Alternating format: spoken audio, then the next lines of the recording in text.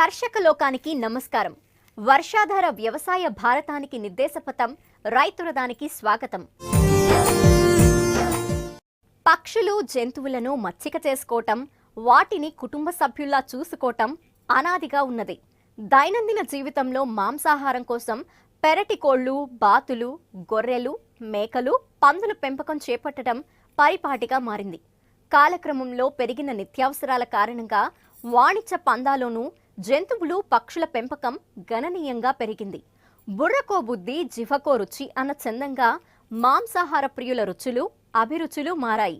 పర్యవసానంగా కాలక్రమంలో కుందేళ్లు, ఈము, కౌజుపిట్టలు ఈ జాబితాలో చేరిపోయాయి. మాంసాహారులు కౌజుపిట్టలను ఇష్టంగా ఆరగిస్తుండటం వల్ల వీటి మాంసానికి మార్కెట్లో గిరాకీ భారీగా పెరిగింది. ఈ డిమాండ్ను పసిగట్టిన ఖమ్మం జిల్లా నిరుద్యోగి శివారెడ్డి వాణిజ్య పంతాలో కౌజుపిట్టలను పెంచుతూ ఇంటి దగ్గరే నికరాదాయాన్ని పొందుతున్నాడు. ఇంతకీ వాటి పెంపకం ఎలా కొనసాగుతోందో ఇవాల్టి రైతురథం కార్యక్రమం చూసి తెలుసుకుందాం రండి. తెలంగాణ రాష్ట్రంలో వైవిధ్యంతో కూడుకున్న సరిహద్దు జిల్లా ఖమ్మం. 2 ఏళ్ల వరుస కరువు పరిస్థితులతో వ్యవసాయ, ఉద్యాన, అనుబంధ రంగాలన్నీ కుదేలయ్యాయి.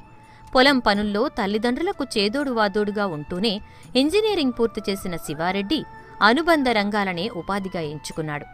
ఇంజనీరింగ్ పూర్తి చేసిన శివారెడ్డి స్వస్థలం ఖమ్మం జిల్లా ఖమ్మం రూరల్ మండలం ఎదులాపురంలోనే పశుపోషణకు ఉపక్రమించాడు. ప్రజావసరాలు, మాంసం మార్కెట్పై దృష్టి పెట్టిన శివారెడ్డి కౌజు పిట్టలు, నాటుకోళ్లు, జీవాలు పెంపకానికి మళ్లారు. కోళ్ల పెంపకం తరహాలోనే విలక్షణంగా కౌజు పిట్టల వ్యాపారానికి ప్రాధాన్యతనిచ్చారు. వారం రోజుల కౌజు పిల్లను 7 నుంచి 8 రూపాయలకు దిగుమతి చేసుకుంటున్నారు. 500 పిల్లల పోషణకు 150 కేజీల దాణా సరిపోతుంది. ఖర్చు కూడా నెలకు 5-6 వేల రూపాయలకు మించదు.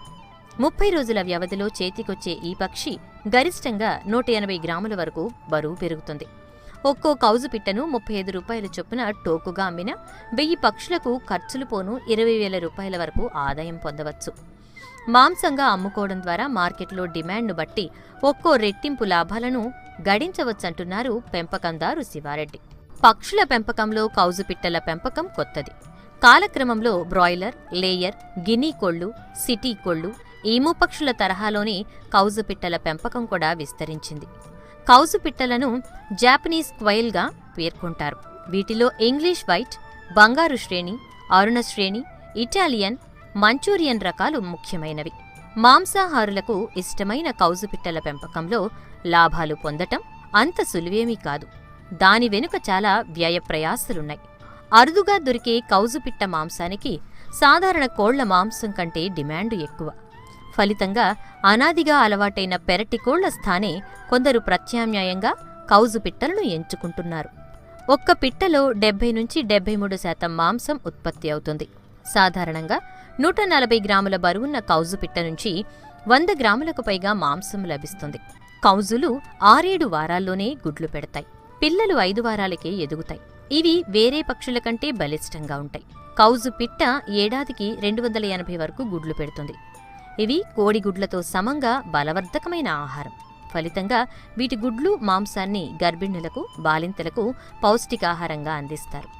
ఈ పిట్ట మాంసం నాటుకోడి మాంసం కంటే రుచికరంగా ఉంటుందన్నది మాంసాహార ప్రియుల మాట. యాక్చువల్లీ మాది కూడా వ్యవసాయ కుటుంబం కాబట్టి మేము కూడా ఇటువైపు ఎందుకు రాకూడదన్న ఉద్దేశంతో ఇటువైపు వచ్చామండి. మేము ఫామ్ నాటుకోళ్ళదను కౌజు పిట్టలు మా ఫ్రెండ్ నేను ఇద్దరం కలిసి స్టార్ట్ చేసామని 1 ఇయర్ బ్యాక్. ఇది మన కౌజు పిట్టలు వచ్చేసి మనకి ఖమ్మంలో అవైలబుల్గా లేవని మేము వరంగల్లో చూసి నేర్చుకొని వాటి మీద ఆసక్తితోటి ఇక్కడికి తీసుకొని వచ్చామండి. మేము 6 నెలల నుంచి ఇక్కడ డెవలప్ చేస్తున్నాం వీటిని. మనకి ఫస్ట్ అయితే పిల్లలు వరంగల్లో తెచ్చాం, తర్వాతకి ఇప్పుడు మహబూబ్నగర్ దాకా వెళ్ళాల్సి వచ్చింది. ఒక 1000 కౌజు పిట్టలు దశల వారీగా ఉన్నాయి. వాటికి వచ్చేసి మనకి మేము బ్యాచ్లు వైజ్ చేసుకుంటాం. 500 బ్యాచ్కి 10 రోజులకు అలా మెయింటైన్ చేస్తుంటాం. మనకి పిల్ల వచ్చేసి 7 నుంచి 8 రూపాయలు పడుతుందండి. దానికి వచ్చేసి ఒక 5,000 ఖర్చు అవుతుంది పిల్లలకి. దానాకు వచ్చేసి 3 బస్తాలు దానా పట్టుద్ది, అంటే 150 కేజీస్ పట్టుద్దండి యావరేజ్ పర్ మంత్. ఇది మనకి కటింగ్ వచ్చేసరికి 25 డేస్ నుంచి 28 డేస్కి కటింగ్ వచ్చేస్తుంటాయి. వాటి మీద మనకి యావరేజ్న 35 రూపీస్ హోల్సేల్ అమ్ముకున్నా కానీ మనకి ఒక 17 నుంచి 18,000 ఇన్కమ్ వస్తుంది. మన దానిలో ఖర్చులు ఒక హాఫ్ పోయినా కానీ హాఫ్ ఒక 7,000-8,000 ప్రాఫిటే ఉంటుందండి బ్యాచ్ వైజ్గా అయితే. ఇంకా నెల మీద వచ్చేసి మనకి 20,000 ప్రాఫిటే ఉంటుంది ఓన్లీ కౌజుల మీద అయితే. మేము ఇంకా ఇంక్రీజ్ చేద్దాం అనుకుంటున్నాం. అది మార్కెట్ కోసం మేము ఈ మధ్యనే ఇక్కడ పల్లెగూడెం దగ్గరలోనే ఒక చికెన్ షాప్ ఓపెన్ చేసి ఈ విధంగా కూడా డెవలప్ చేద్దామని చూస్తున్నాం. బ్రాయిలర్, లేయర్, నాటుకోళ్ల పెంపకంతో పోల్చితే వీటి పెంపకం చాలా తేలిక. మేత ఖర్చు కూడా చాలా తక్కువ. మొక్కజొన్న, జొన్న, తవుడు, వేరుశెనగ, సోయాబీన్, పొద్దుతిరుగుడు పిండి, చేపల మేత, గుల్లల పొట్టు, ఖనిజ లవణాల మిశ్రమాన్ని చిన్న రేణువులుగా చేసి వీటికి మేతగా పెట్టొచ్చు. మాంసం కోసమే పెంచే పక్షులకు మొదటి మేతలో తెలగపిండి కలిపి 75 మేతల వరకు ఇవ్వవచ్చు. మేతను రెండోసారి నూరి పెడితే మెత్తగా ఉన్న ఆహారాన్ని తేలికగా తీసుకుని సులువుగా జీర్ణించుకుంటాయి. సాధారణంగా 6 వారాల వయస్సు ఆడ కౌజులు 175 నుంచి 200 గ్రాములు, మగవి 125 నుంచి 150 గ్రాముల బరువు తూగుతాయి. ఆడ కౌజులు 7 వారాల నుంచి గుడ్లను పెట్టడం మొదలుపెట్టి 22 వారాల వయస్సు వరకు పెడుతూనే ఉంటాయి. సాయంత్రం వేళల్లో మాత్రమే గుడ్లు పెట్టడం కౌజుల ప్రత్యేకత. కౌజు పిట్టల గుడ్లు 9 నుంచి 10 గ్రాముల బరువు ఉంటాయి. ఇవి 18 రోజుల వ్యవధిలో గుడ్లు పొదుగుతాయి. ఒకరోజు వయస్సు గల కౌజు పిల్లకు ఎక్కువ ఉష్ణోగ్రత అవసరం. చల్లని గాలులు వీస్తే పిల్లలు గుంపుగా చేరి చనిపోయే ప్రమాదముంది. ఫలితంగా శీతాకాలంలో మెరుగైన జాగ్రత్తలు తీసుకోవలసి ఉంటుంది. పిల్లలు ఎదిగే క్రమంలో ఆడ, మగ కౌజులను 4 వారాల వయస్సులోనే వేరు చేయాలి. శ్రేష్టమైన గుడ్ల ఉత్పత్తి కోసం 8 నుంచి 10 వారాల వయస్సు గల మగ కౌజు పిట్టలను ఆడ కౌజు పెట్టలతో పాటు పెంచాలి. మగ, ఆడ కౌజు పిట్టల నిష్పత్తి ఎప్పుడూ 1:5 నిష్పత్తిలో ఉండేలా చూసుకోవాలి. 500 ఆడ కౌజుల పెంపకం ద్వారా వారానికి 1500 కౌజు పిల్లలను ఉత్పత్తి చేయొచ్చు. గుడ్లు పెట్టే కౌజు పిట్టలకి రోజుకు 16 గంటలు వెలుతురు ఉండేలా చూడాలి. పిల్లలు మనం ఫస్ట్ వరంగల్లో తెచ్చామండి. అక్కడ రెగ్యులర్ సప్లై లేకపోయేసరికి మేము ఇప్పుడు కలవకుర్తి నుంచి వస్తున్నాయి మన పిల్లలు. అది మేము ఇప్పుడు అది కూడా తీసేసాము. ఇప్పుడు మేమే పేరెంట్ బర్డ్స్ మెయింటైన్ చేసుకుంటా ఒక 600 బ్యాచ్ పేరెంట్ బ్యాచ్ ఉందండి. ఆ బ్యాచ్ ద్వారానే ఇప్పుడు మేమే పిల్లలు డెవలప్ చేసుకుంటున్నాము. అది మనకి 600 బ్యాచ్ మీద మాకు రోజుకి 200-300 గుడ్లు వస్తున్నాయి. 200-300 గుడ్లు మా మిషన్ ఉంది కాబట్టి మిషన్లోనే మాకు ఒక 10 రోజులకు ఒకసారి మేము బ్యాచ్ మేమే దింపేసుకుంటున్నాం 500 బ్యాచ్ చొప్పున. ఇప్పుడైతే మేము పిల్లలకి అయితే బయటకు పోవట్లేదు. కొత్తగా పెట్టే వాళ్ళకి కావాలంటే వాళ్ళకి 8 రూపాయలు చొప్పున ఇక్కడ సప్లై చేస్తున్నామండి. మా దగ్గర మిగిలితే మాత్రం. లేకపోతే మిషన్లో పెట్టగా గుడ్లున్నా కానీ గుడ్లు కూడా ఇప్పుడు అమ్ముతున్నాం. గుడ్డు 2 రూపాయలు చొప్పున వేరే మిషన్ ఉన్న వాళ్ళకి అమ్ముతున్నాం. దగ్గర ఒక 10-15 బ్యాచ్లు తీసుకుంటామండి. మనకి మన 31st రోజే కొంచెం ఎక్కువ ఒక 1000-1500 అలా సేల్ అయ్యాయి. దాబాలు, హోటళ్లలో కౌజు పిట్టల మాంసానికి మంచి గిరాకీ ఉంది. కోడి మాంసం కంటే కౌజు పిట్ట మాంసం ఎంతో రుచిగా ఉంటుంది. ఫలితంగా మాంసం ప్రియులు నాటుకోడి ఉన్న కౌజు పిట్టలనే అమితంగా ఇష్టపడుతున్నారు. కేవలం 5 వారాల వయసులోనే కోతకొచ్చే కౌజు పిల్లలు 6-7 వారాల వయసు నుంచి గుడ్లు పెడతాయి. పైగా అధిక సంఖ్యలో గుడ్లు పెట్టడం కౌజుల ప్రత్యేకత. పోషకాల పరంగా చూస్తే వీటి గుడ్లు కోడి గుడ్లతో సమానంగా బలవర్ధకమైనవి. అంతేకాకుండా కొవ్వు పరిమాణం చాలా తక్కువ. చిన్నారుల శరీరం ఎదుగుదల, మెదడు అభివృద్ధికి కంచుల మాంసం దోహదపడుతుందని వైద్యులు సైతం సూచించటం గమనార్హం. ఫలితంగా చౌకగా పెంచే కౌజుల పెంపకంతో మంచి లాభాలు పొందవచ్చన్నది పెంపకందారు సిఫారసు. మగ కౌజు పిట్ట ఛాతీ చిన్నగా ఉంటుంది. గోధుమ రంగు, తెల్లటి రంగు ఈకలతో సమానంగా శరీరం కప్పబడి ఉంటుంది. ఆడ కౌజు పిట్ట ఛాతీ మగ కౌజు కంటే వెడల్పుగా ఉంటుంది.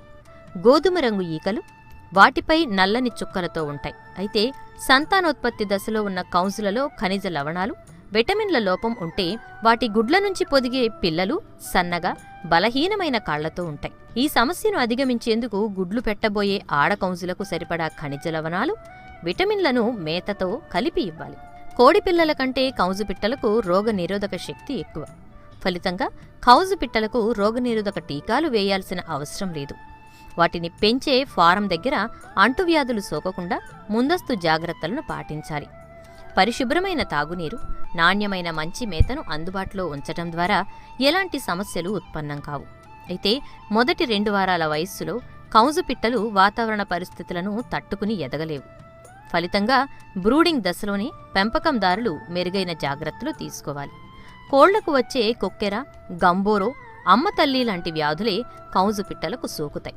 రక్తపారేడు వస్తే 0.2 గ్రాముల యాంప్రాల్సాల్ పొడిని లీటరు నీటిలో కలిపి వారం రోజుల పాటు అందించాలి. ఆస్పెర్జిల్లోసిస్ అనే ఫంగస్ వ్యాధిని ప్రాథమికంగా నివారించేందుకు బ్రూడల్ గృహాల్లో తేమను తగ్గించి పరిశుభ్రత పాటించాలి. అలాగే ఆల్సరేటివ్ ఎంటరైటిస్ అనే పారుడు వ్యాధి నివారణకు 1 గ్రాము సైప్లోమైసిన్ మందును లీటరు నీటిలో కలిపి 3 రోజులు పక్షులకు తాగించాలి. వీటికి రోగాలు ఉండవండి, మెడికేషన్ ఏమి ఉండదు. ఇది మనకి హెల్త్ పరంగా చాలా మంచిది. ఇవొకటి మనకి కుందేలు కూడా మనకి అంత మెడికేషన్ ఉంటుందండి. నాటుకోలకి కొంచెం వ్యాక్సినేషన్ ఉంటుంది, వ్యాక్సినేషన్ అలాంటివి ఏమి ఉండవు. జస్ట్ 25 డేస్ కాబట్టి 25 డేస్లో మనకి ఏమి మెడిసిన్స్ ఏమి అవసరం లేదు. అంటే ఇది మనకి బ్రాయిలర్ కోళ్ళు వీటన్నిటికి కొంచెం మెడికేషన్ ఉంటుంది, వీటికి మెడిసిన్స్ ఏమి వాడరు కాబట్టి ఇక్కడైతే మాకైతే బాగానే ఉందండి. ప్రజెంట్ అయితే మార్కెట్కి బాగానే ఉంది, సేల్స్ బాగానే ఉన్నాయి. మాకు ఎట్లేదన్నా నెలకి పోతూనే ఉన్నాయండి, 1000-1500 పోతున్నాయి. ఇక కౌజు పిట్ట కోసం ఏర్పాటు చేసే స్థావరం కూడా చాలా కీలకమైన అంశం. కౌజు పిట్టలను పెంచే ఆసక్తి ఉన్న రైతులు తూర్పు పడమర దిశగా బాగా గాలి వీచేట్లు షెడ్డు ఏర్పాటు చేసుకోవాలి. షెడ్డు చుట్టూ సన్నటి జాలీని అమర్చుకోవాలి. లోపల గదుల నిర్మాణానికి 5 నుంచి 6 లక్షల రూపాయలు ఖర్చవుతుంది. రెల్లు గడ్డిపరిచిన 1 చదరపు అడుగు స్థలంలో 6 కౌజు పిట్టలను పెంచుకోవచ్చు. 2 వారాల తర్వాత ఈ పిట్టలను పంజరాల్లో ఉంచొచ్చు. తక్కువ స్థలంలో పెంచడం వల్ల అవి అనవసరంగా అటూ ఇటూ తిరగవు. శక్తి వృధా కానందున త్వరగా బరువు పెరుగుతాయి. ప్రతి పంజరం 6 అడుగుల పొడవు, 1 అడుగు వెడల్పులో ఉండేలా తయారు చేసుకోవాలి. తిరిగి దాన్ని 6 చిన్న పంజరాలుగా విభజించుకోవాలి. పక్షుల రెట్టలను తేలికగా శుభ్రపరిచేందుకు వీలుగా పంజరం అడుగు భాగంలో చెక్క పలకను ఏర్పాటు చేసుకోవాలి. పొడవైన సన్నని మూతిగల మేత తొట్టెలను పంజరాల ముందు వైపున, నీటి తొట్టెలను వెనక భాగాన అమర్చాలి. తద్వారా నిర్వహణ సులువవుతుంది. పైగా వ్యాపారానికి పనికొచ్చే గుడ్లు పెట్టే 10 నుంచి 12 పక్షులను 1 పంజరంలోనే గుంపుగా పెంచాలి. మగ కౌజు పిట్టలను పంజరానికి 1 పెంచితే సరిపోతుంది.